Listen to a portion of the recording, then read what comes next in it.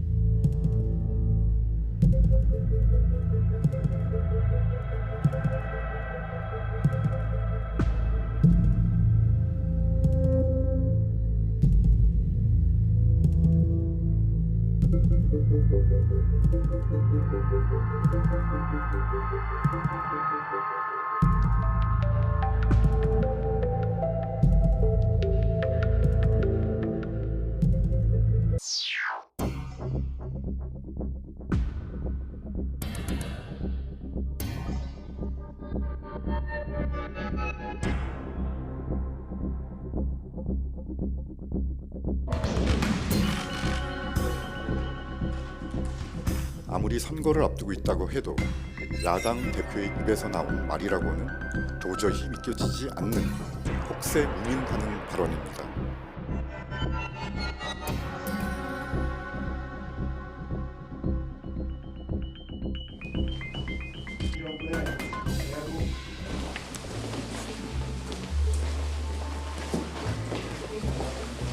위원장님이 오셨던 확장문에 대해서 청와대가 법적 조치를 청와대가 마음대로 하는 거지 내가 그거에 대해서 특별하게 반응을 보일 이유는 없다고 봐요. 이제 2월 임시국회도 시작되는데 2월 임시국회도 곧 시작되는데 네. 뭐에 대해서요? 아니 그냥 이제 원내대표께서 원내 전략을 세워가지고서 이 문제를 갖다 그냥 지나가지는 못할 겁니다.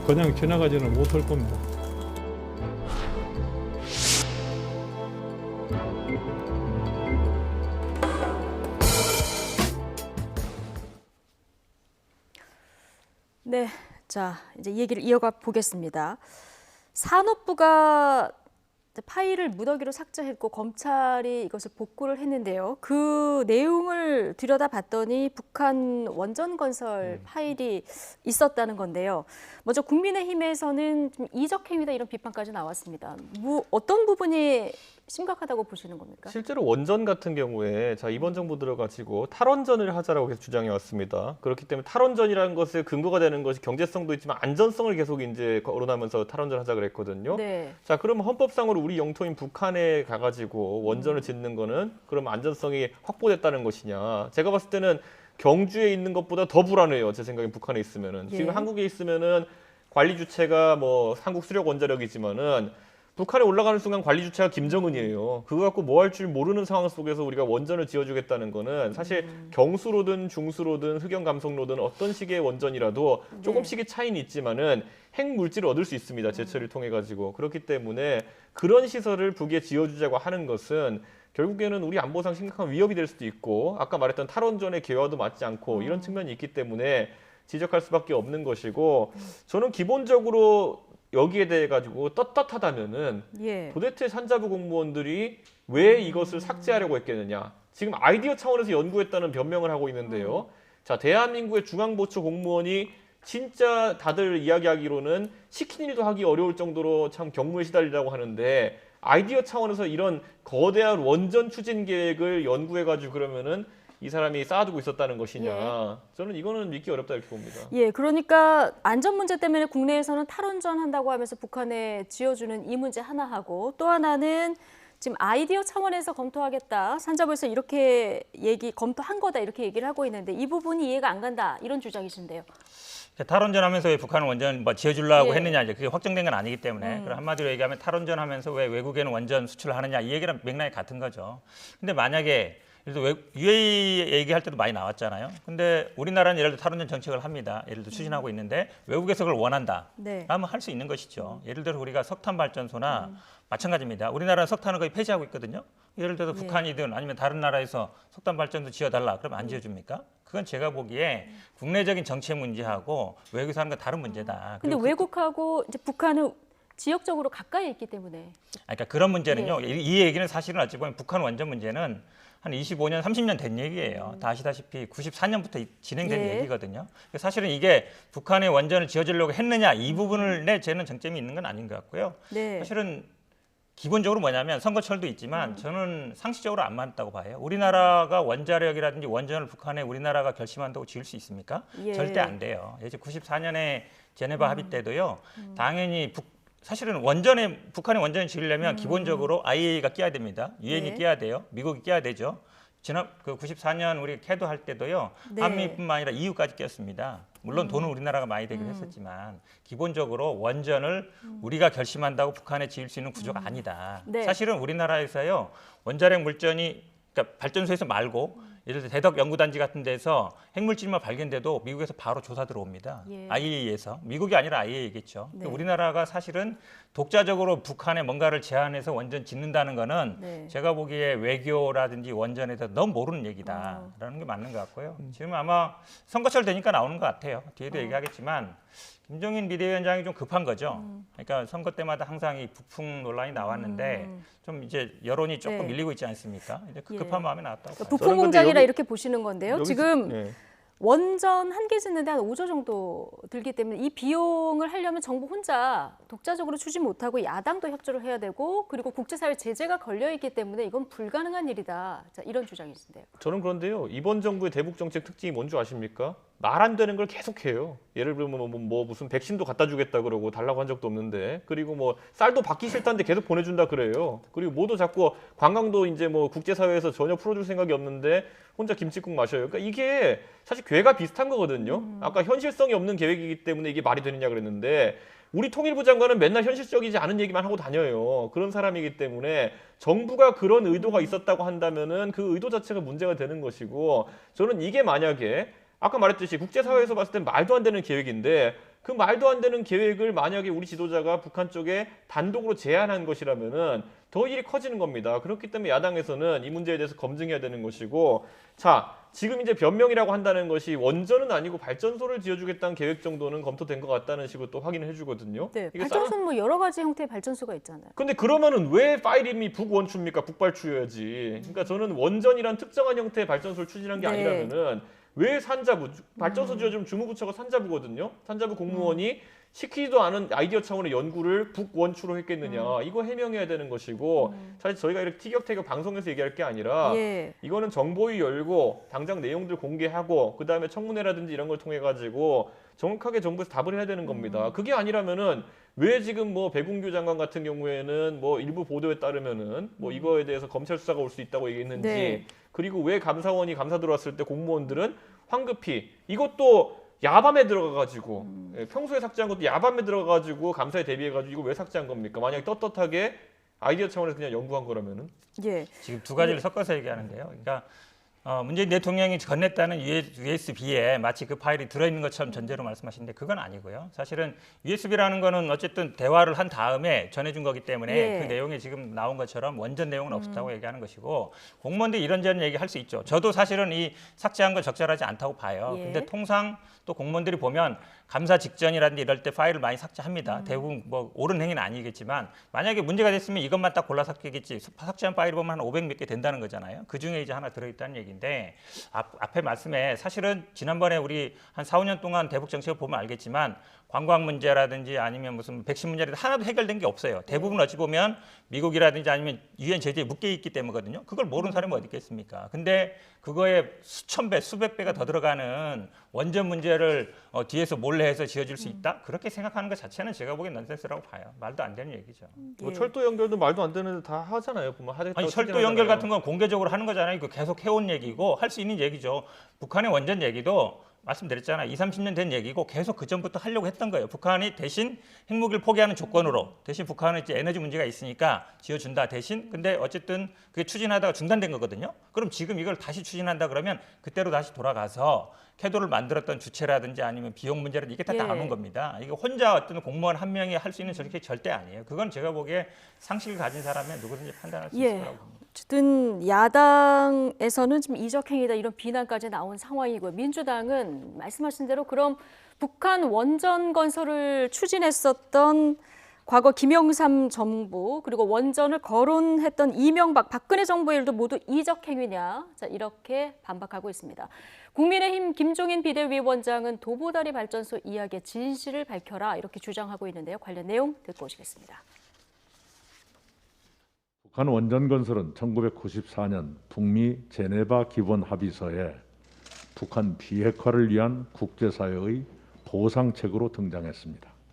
그에 따라 김영삼 정부 때 미국 주도의 캐도 사업이 시작돼 공정 30%까지 진행됐으나 좌초했습니다. 그 후 이명박 박근혜 정부 때도 국내에서 거론됐으나 남북한 양자 협력 사업으로 논의되지는 않았습니다.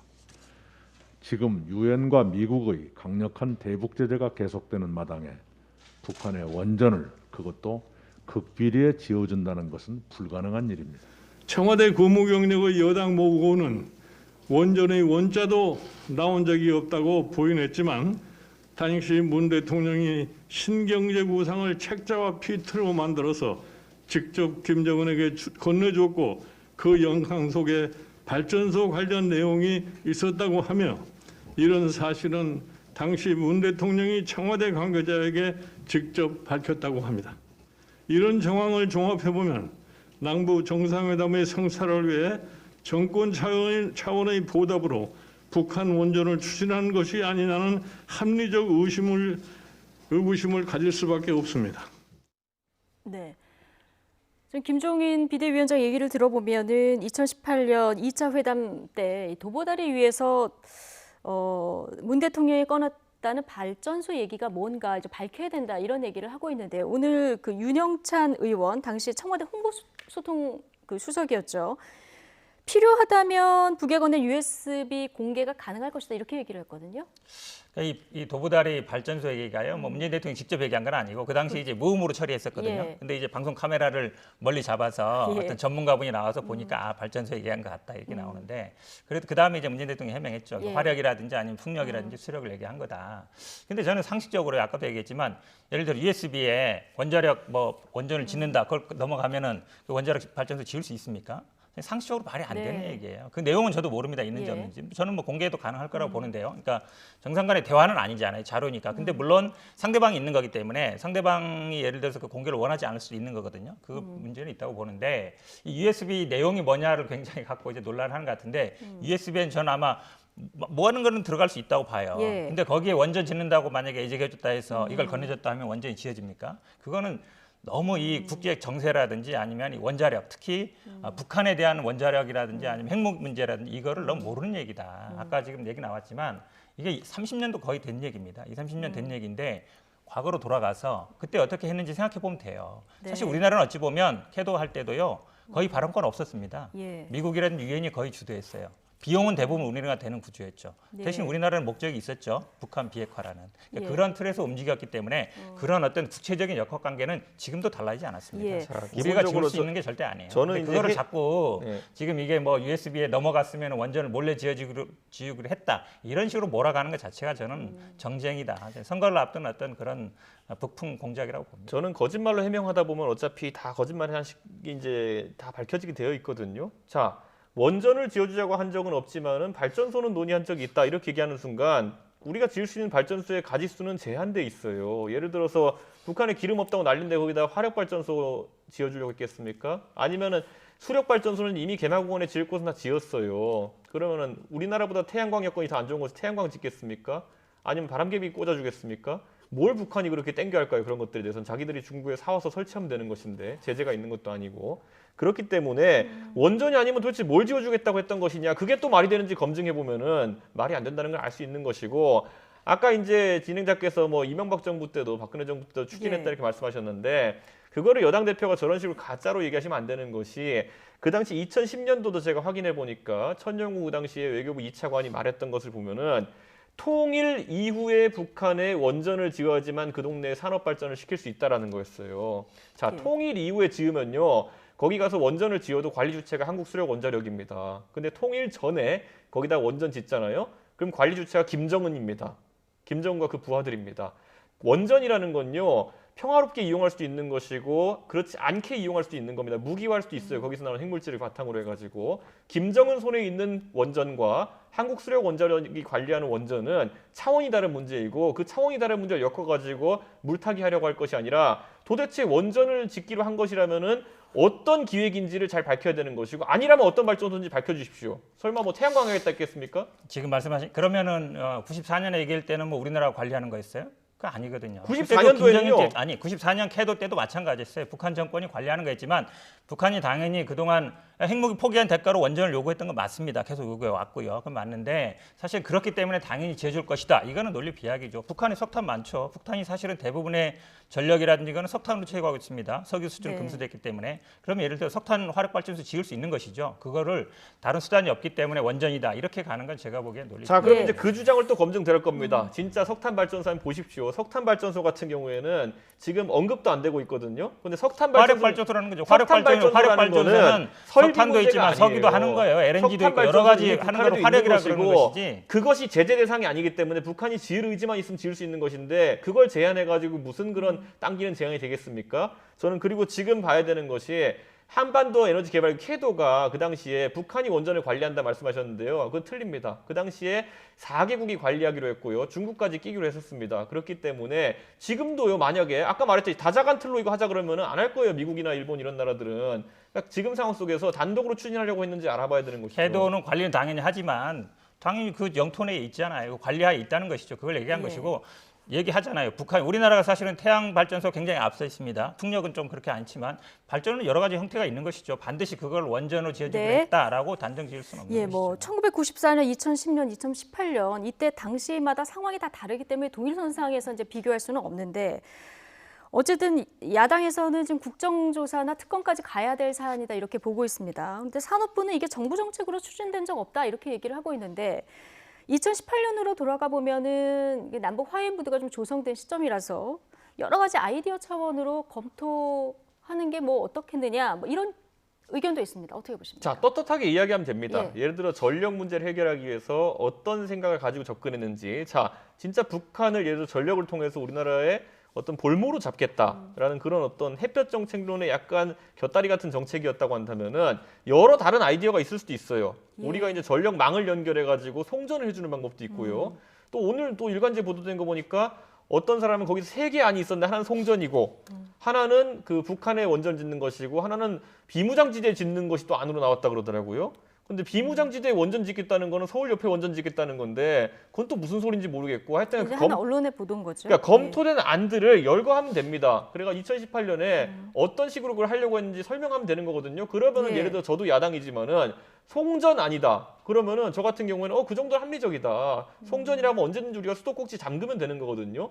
그 정도는 대북 협력 사업을 할 수 있다는 생각 갖고 있는데, 아까 말했듯이 원전 자체를 북에 지어준다라고 하는 것은 만약에 검토되었다 한다면은 비현실적이기도 하거니와 안보 차원에서 굉장히 위험한 상황이거든요. 그래서 저는 이게 설명을 하면 됩니다, 야당에게. 그런데 지금 와가지고 그냥 땡겨가지고 이거는 그냥 아이디어 차원이지 우리 검토한 적 없다 이래버리면은 뭘 자꾸 감추려 하는구나 이런 생각을 하게 한다는 거죠.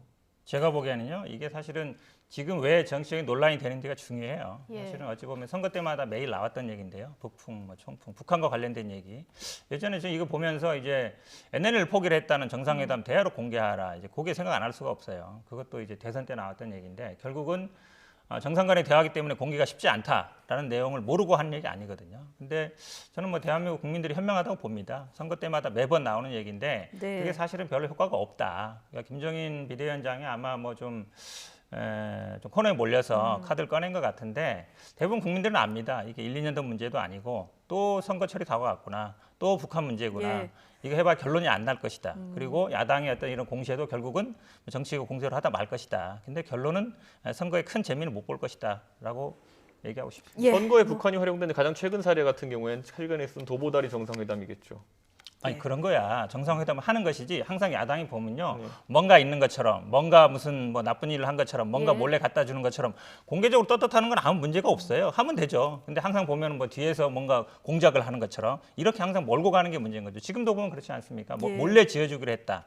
원전을 몰래 지어주기로 했다. 이게 가장 큰 프레임이거든요. 예. 근데 그게 실제 가능하지 않다라는 건 뭐 누구든지 알 수 있을 거예요. 저희는 네. 야당으로서 합리적으로 정부의 의심 가는 대목에 대해서 질의할 권한이 있고요. 그리고 그거를 이제 의혹을 풀라고 주장하고 있는 것이고요. 오히려 정부의 대북 정책을 제가 한번 간략하게 설명해 드리면요. 도보다리에 가서 다 하고 USB도 주고 다 했는데 결국은 1년 뒤에 무슨 일이 일어났냐면은 연락사무소 폭파해 버렸어요. 그러니까 항상 이런 희망을 팔아놓고는 나중에 결과는 담보되지 않는 이런 대북 정책 때문에 지금 저희가 의심할 수밖에 없는 거 아닙니까? 네. 도대체 이렇게 태도가 돌변한 데는 뭘 해주긴 했는데 안 해줬기 때문에 이런 것이냐라는 의심할 수밖에 없죠. 예, 알겠습니다. 충분히 지금 말씀하셨고요. 이게 국기문란이냐 폭풍 공작이냐.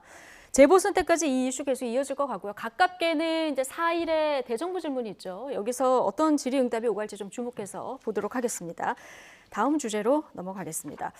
오늘부터 2월 임시국회가 이제 시작되는데요. 민주당 의원들이 사법농단에 연루된 의혹을 받고 있는 임성근 부장판사에 대한 탄핵소추안을 발의할 예정입니다. 자, 이를 둘러싸고도 여야 공방이 뜨거운데요. 양측 목소리부터 듣고 오시죠. 시간이 좀 없어서 굉장히 다급한 상황인데요. 아무런 징계도 없이 이번에 퇴직을 하게 될 것 같아요. 그렇게 되면 이제 정관 변호사로 활동도 할 수 있고요. 예. 그래서 당연히 정관 예우도 예측이 되는 것이고 예. 또 퇴직연금도 받을 수 있고 공무단위권 제한도 안 되고 어허. 이래서 이게 굉장히 큰 논란이 되고 있고요. 총선에 이긴 게 작년 4월이면 압도적으로 이겼잖아요. 하려면 얼마인지 할 수 있었는데 전혀 신경 안 쓰고 있었죠. 최근에 와서 법원이 시킨 대로 말 안 들으니까 이제는 본때를 보여주겠다 한 것이고 지금 재판이 걸려 있습니다. 울산 선거 공작 사건, 뭐 월성 1호기 선거 뭐 개입 사건, 조국 사건 재판, 또 그 김경수 3심 재판들이 다 남아 있잖아요. 이 재판에서 판사들이 알아서 기어라. 안 그러면 가만 안 두겠다. 뭐 이런 사인을 줘야 될 필요가 있는 시점이 되는 거죠. 알아서 자, 여야 이야기 다 듣고 오셨는데 이탄희 의원의 대표 발의한 판사 탄핵안 여기 이낙연 대표도 이제 찬성을 하면서 오늘 발의가 될 예정인데 자, 하나씩 여쭤보겠습니다.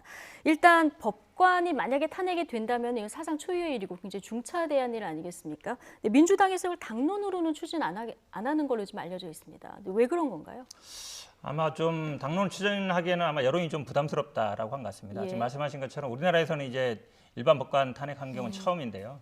근데 이제 외국 같은 경우에는 뭐 법관 탄핵도 많이 있습니다만 뭐 그런 여론이 좀 부담스러운 것 같고요. 저도 개인적으로는 조금 늦은 것 같아요. 사실은 이게 늦은 왜냐하면 것 같다. 예. 네, 사법농단 뭐 기억하시는 분들이 있겠지만 그때 아마 조사받았던 분들이 한 60여 분 되거든요. 근데 예. 기소된 분이 한 10분 정도 되고 네. 그때 사실은 탄핵을 한다면 했어야 돼요. 그러니까 왜냐하면 많은 분들이 뭐 형사적으로 무죄인데 왜 탄핵하느냐 그거는 좀 틀린 얘기고요. 왜냐하면 법적인 책임하고 형사적인 책임하고 탄핵은 좀 다릅니다. 그러니까 박근혜 전 대통령도 보면 그때 헌재에 갔을 때 기억하시겠지만 변호인이 항상 주장했던 이거예요. 형사 재판 안 끝나는데 벌써 끝내면 안 된다 이거였거든요. 근데 탄핵 절차는 어느 정도 정치적인 책임인 것이고 형사 네. 책임은 뭐 법적인 책임입니다. 그러니까 우리가 예를 들어서 명예훼손 형사에서 무죄 나도 민사에서는 손해배상 책임질 수 있어요. 네. 이분도 보면 또 내부 징계는 받았습니다. 내부 징계라든지 탄핵이라든지 형사 절차는 별개다라는 건데 실익이 있는가라는 데도 저는 좀 생각을 해요. 왜냐하면 결국은 아마 2월 말에 퇴직하잖아요. 네. 그러면 헌법재판소에서 저는 뭐 각하할 가능성이 높다고 봅니다. 각하할 가능성이 왜냐하면 높다. 일단 현직이 없기 때문에 예. 물론 지금 이탄희 의원 얘기처럼 만약에 탄핵을 되면 이제 변호사 5년 동안 못 합니다. 그런 규정이 있어요. 그 다음에 뭐 공무단위권 이제 공직에도 못 나가고 뭐 연금도 제한이 있는데 왜 이걸 이제 하느냐 할 거면 좀 진작하지 이런 생각을 저도 개인적으로 하고 있습니다. 그러니까 지금 너무 늦은 거 아니냐 이런 지적이 나오는데 일단 하려면 진작하는 게 맞았다 이렇게 보시는 거고요. 그런데 지금 사법농단에 연루된 판사들 앞서 말씀하셨듯이 굉장히 많지 않습니까? 근데 임성근 부장판사에 대해서만 탄핵을 추진하는 이유는 별도 원래 아마 2분 정도 올라왔던 것 같습니다. 예. 그 당시에도 아마 처음 얘기 때는요, 10분 기소된 분들 거의 전부 하자는 얘기였고, 네. 그 중에 아마 최근에 이제 2명 중에 이제 한 분 고른 건데, 이게 아마 기억하시겠지만 뭐 상케이 서울지부장 이 명예훼손 사건이었어요. 예. 박근혜 대통령 7시간에 대한 명예훼손 사건이었는데 이거에 대해서 좀 개입한 거 아니냐. 한마디로 얘기하면 유죄 판결 내려라. 라고 이제 개입한 거 아니냐. 네. 그게 직권남용 부분이었는데 실제로 유죄 판결이 또 났습니다. 어찌 보면 그동안 이제 언론사에 대해서 또 기자에 대해서 특히 외국 언론이었고요. 그러니까 명예훼손이 되느냐 안 되느냐 그 당시에 논란이 많았거든요. 근데 뭐 또 말씀드립니다만 제가 보기에 좀 늦었다. 진작 했어야 된다. 당시에 네. 했어야 된다. 이제 와서 하는 게 과연 근데 결국은 탄핵 결정은 헌재에서 합니다. 헌재에서 하거든요. 근데 헌재에서 뭐 지금 2월 말 전에 결정 날 일이 없잖아요. 네. 그러면은 제가 보기에는 뭐 각하 가능성이 아직 높지 않냐라고 봐요. 예. 좀 늦은 감이 있습니다. 왜 지금인가에 대해서 현근택 부위원장은 계속 좀 늦은 것 같다 이런 얘기를 해주셨는데 민주당에서는 곧 퇴직이기 때문에 굉장히 지금 시점이 다급한 시점이다 이런 얘기를 하고 있거든요.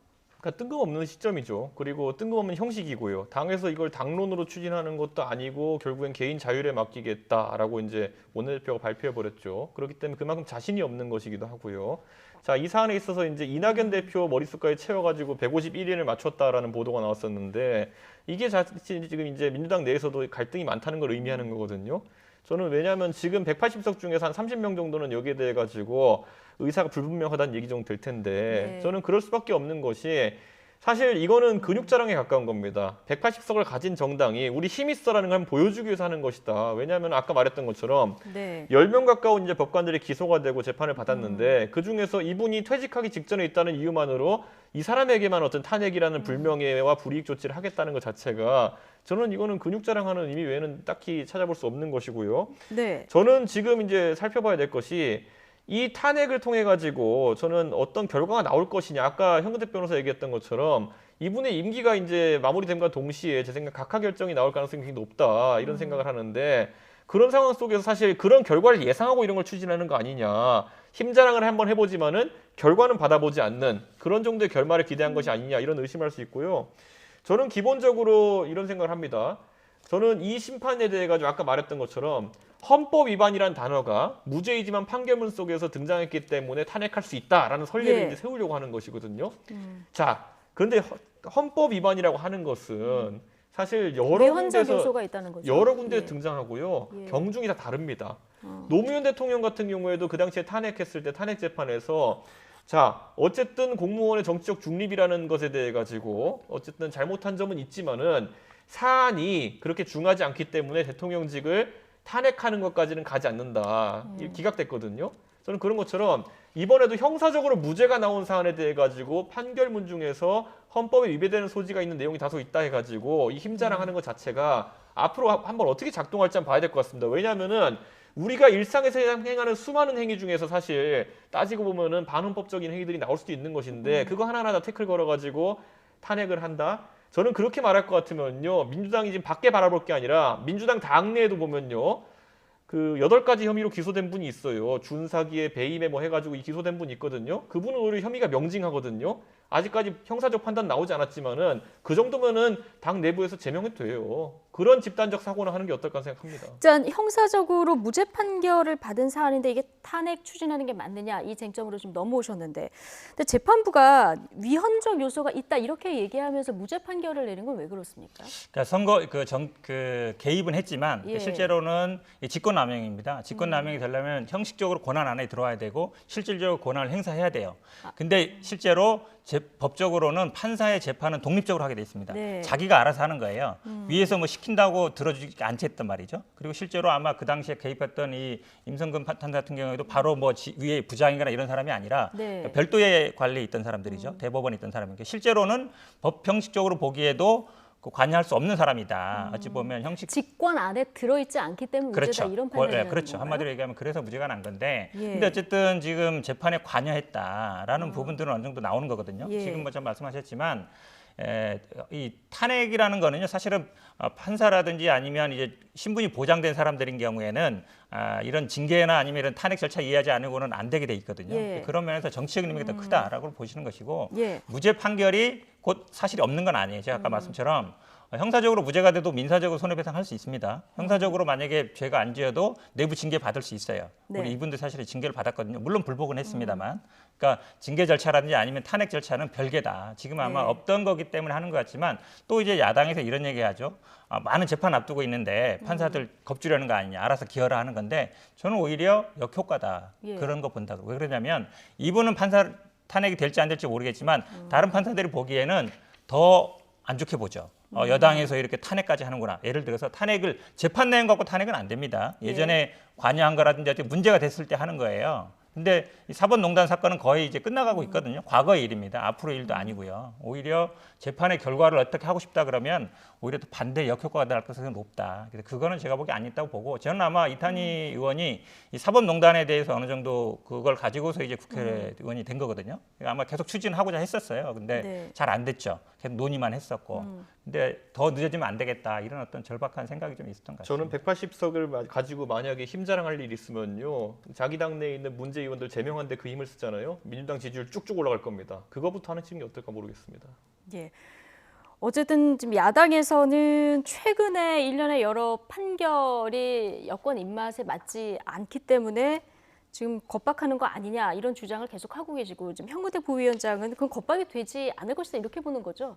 그렇죠. 제가 아까 말씀드렸듯이 사실은 판사들이 굉장히 자존심 대부분 예. 셉니다. 누가 내 판결에 대해서 뭐라 하는 거에 대해서 오히려 더 싫어해요. 그래서 대부분 민감한 재판할 때는 오히려 아는 사람도 얘기를 안 합니다. 얘기할 예. 게 더 불리할 수도 많아요. 그러니까 그만큼 이 정치권에서 아니면 뭐 국회 여당에서 뭐 탄핵 추진한다고 해서 다른 재판들에 대해서 유리할 결과가 올 것이냐? 네. 저는 오히려 결과는 더 불리할 가능성도 예. 높다라고 봐요. 저는 판사들이 기본- 그만 어찌 보면 본인의 재판, 그러니까 판사들이 어찌 보면 딱 하나입니다. 그게 판결은 내 소신대로 한다예요. 근데 그거에 대해서 자꾸 뭐라 하는 거에 대해서 굉장히 거부감이 강합니다, 실제로. 저는 기본적으로 지금 여당 인사들이 법원과의 갈등도 이제 조금씩 생기고 있는 거거든요. 처음엔 검찰과의 갈등이었어요. 왜 우리를 수사하냐 이거였어요. 근데 지금은 법원에서 나는 판결들 보니까 아니 본인들이 계속 중형을 받는 거예요. 왜냐? 법원에서 하는 말은 보면은 항상 공통적으로 여당 인사들의 재판 결과에 들어가는 말이 뭐냐면은 죄를 인정하지 않음으로예요. 보면은 가가지고 그리고 또 얼마나 약을 올립니까? 가가지고 진술 거부권 무진장 쓰면서 100몇십 번씩이나 나 진술 안 하겠다고 하고 이러면서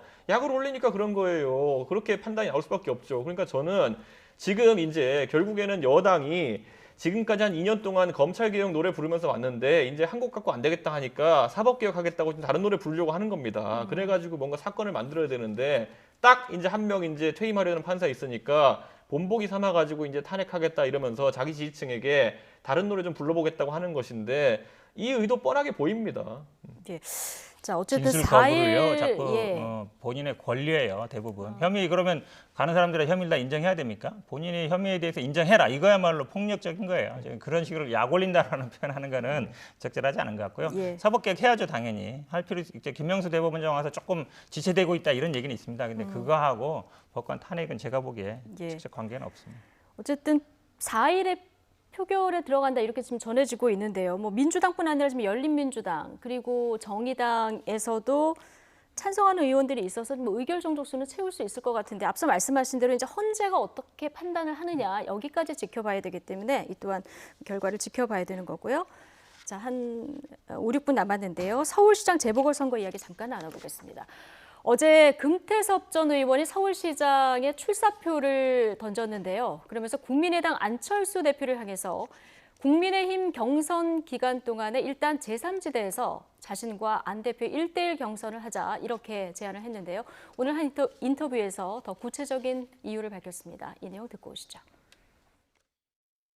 지금 둘이 1대1로 한다고 치면은 지금 여론조사상은 제가 지지도가 높진 않으니까 저는 어쨌든 그러나 이 상태대로 그대로 가면 국민의힘 경선이 끝난 다음에 안철수 후보와 저와 국민의힘과 셋이 할 수밖에 없는 겁니다. 그럼 그 사이에 저나 안철수 후보는 우리가 왜 나오는지 이 유권자를 확장시키기 위한 얘기를 할 기회가 없는 거죠.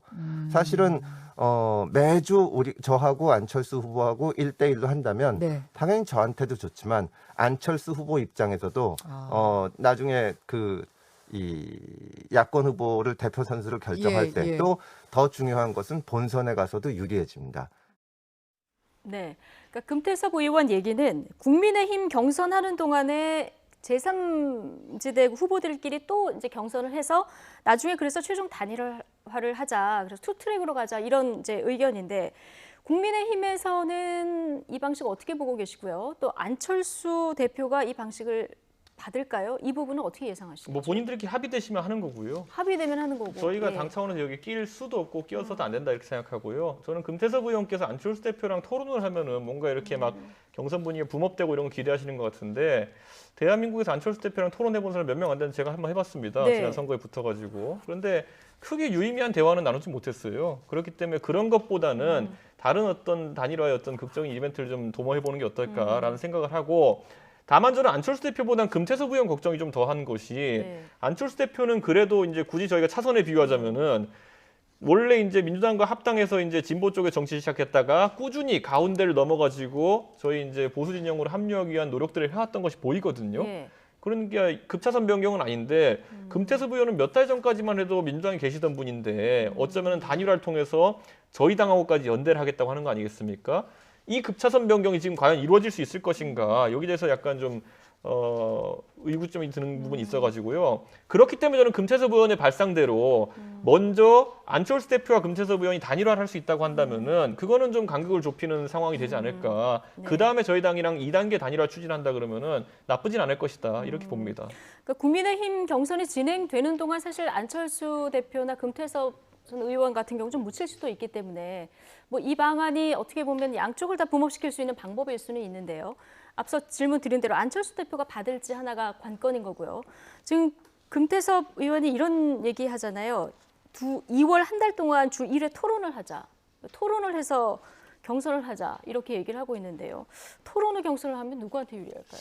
그러니까 토론하자 그래서 안 예. 받을 수도 있을 것 같아요. 아마 이제 1대1 경선하자는 거는 저는 아마 금태섭 의원이 좋은 카드를 꺼냈다고 봅니다. 네. 그러니까 금태섭 전 의원 입장에서 보면 3자 간에 했을 때요. 국민의힘 후보랑 안철수 후보랑 금태섭 전 의원이 했을 때는 본인이 이길 가능성 거의 없어요. 네. 근데 예를 들어서 안철수 대표랑 1대1로 해서 지금 토론 얘기를 꺼내잖아요. 토론은 이제 자기가 좀 우위에 있다고 보는 거죠. 단순히 그냥 여론조사하면 당연히 또 안 되겠죠. 네. 근데 토론을 해서 뒤집을 수 있다 그러면 자기가 예를 들어서 제3지대 후보가 될 수 있다 그러면 해볼 만하다고 생각하는 거거든요. 예. 제가 보기에는 좋은 카드라고 보는데 안철수 대표가 과연 받을 것인가. 네. 아마 저는 뭐 토론한 다음에 여론조사 토론 안 할 수는 없잖아요. 예. 근데 매주 하기는 어려울 겁니다. 그럼 아마 뭐 토론 한 번 정도 하고 여론조사 하자.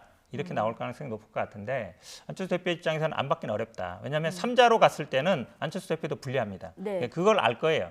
그렇기 때문에 1대1로 가는 게 본인한테 유리하거든요. 3자로 갔을 때는 승산이 좀 떨어지기 때문에 당연히 아마 금태섭 의원 카드는 둘이 아마 만나서 아마 방법은 아마 윈윈하는 방법을 지금까지는 좀 신중한 입장을 내놓고 있습니다만은 결과적으로는 받을 단일화 가능성이 받을 있다라고 가능성이 크다. 저는 예. 그리고 금태섭 의원이 저렇게 안철수 대표가 토론 실력이 떨어진다고 상정하고 이제 모욕적으로 하는 예. 것도 단일화에는 도움이 안 된다 생각하는 것이. 그렇게 명시적으로 얘기한 적은 없습니다. 아니, 그렇게 얘기는 안 예. 했지만 지금 그렇게 느껴지는 게 저는 안 대표가 토론에 사실 불리할 건 없는 게 안 대표가 토론을 하면서 내용 때문에 문제는 거의 없었습니다. 다만 네. 형식상으로 뭐 예를 들어 뭐 실망했습니다 뭐 이런 거 하면서 좀 다소 이제 태도 면에서 문제가 됐던 거지 그런 것들은 충분히 개선될 수 있는 네. 것이고 내용상으로는 굉장히 수준 높은 토론들이 많았거든요. 그렇기 때문에 그거에 대해서 금태섭 의원이 저렇게 말할 처지도 또 아닙니다. 예, 이 뭐 어떻게 진행이 될지 좀 지켜보도록 하고요. 부산으로 가보면 부산 선거에서는 지금 가덕도 신공항 이슈가 굉장히 뜨거운데요. 오늘 김종인 비대위원장이 부산을 찾았는데 그동안 가덕도 신공항 관련해서 이 이슈에 좀 어정쩡한 반응이었는데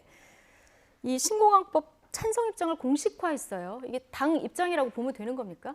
저는 뭐 어차피 이건 당이라는 건 지도부가 예. 이끌어가는 것이기 때문에 지도부 그리고 부산시당에서 이것을 이제 당론으로 이제 채택한 것인데 사실 이 문제는 유권자들도 이제 잘 알지 않을까. 결국에는 그 부산 가덕도 신공항에 대해 가지고 여야 모두 다 지금 사실 예. 그것이 국제공항인지 국내선 공항인지 국제 국내 공항인지도 지금 얘기를 못 하고 있는 상황이거든요.